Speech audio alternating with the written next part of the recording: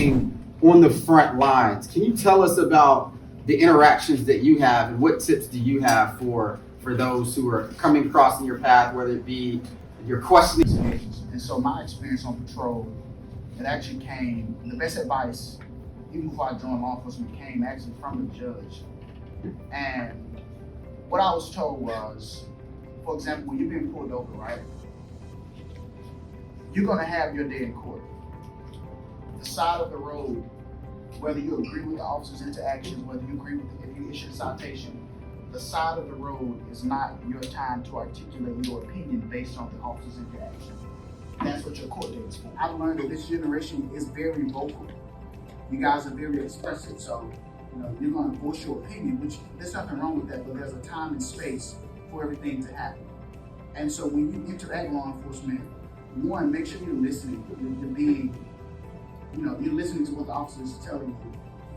Two, you're doing what he is saying, or he or she is saying. And three, if you have a difference of opinion, when you come sit in front of the judge at the day of court, allow that to be where you express yourself and not where the interaction with the law enforcement officer takes place.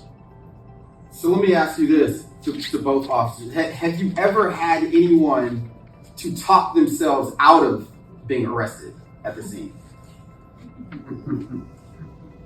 I'll say this probably not, correct? Because going with what you just said, you can talk yourself into more trouble, Absolutely. but you can't talk yourself out of trouble. And what I mean by that is, just as he said, your time, when you're out there, be quiet. You have the right to remain silent. Tell us about what exactly is a warrant, because you talked about the standards to have, one issued. What exactly is a warrant, and what are the ramifications if there is a warrant in fact issued for you? Okay.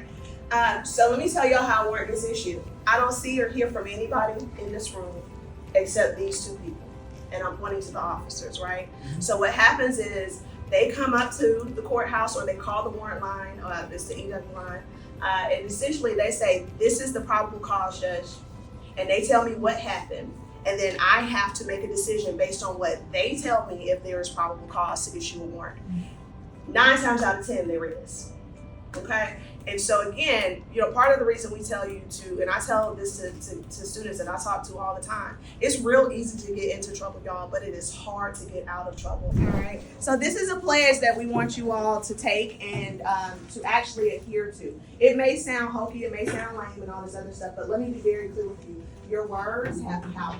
And if you think before you act, it will cause you to really avoid a whole lot of trouble, a whole lot of bad decisions, a whole lot of unnecessary pain, consequences, etc. So the oath is, repeat after me, I will think my choices through. I will think my choices through. And make smart decisions. And make smart decisions. To stay out of the system. To stay out of the system. Let's say it one more time for good measure. I will think my choices through. I will think my choices through. And make smart decisions. And make smart decisions. To stay out of the system. To stay out of the system.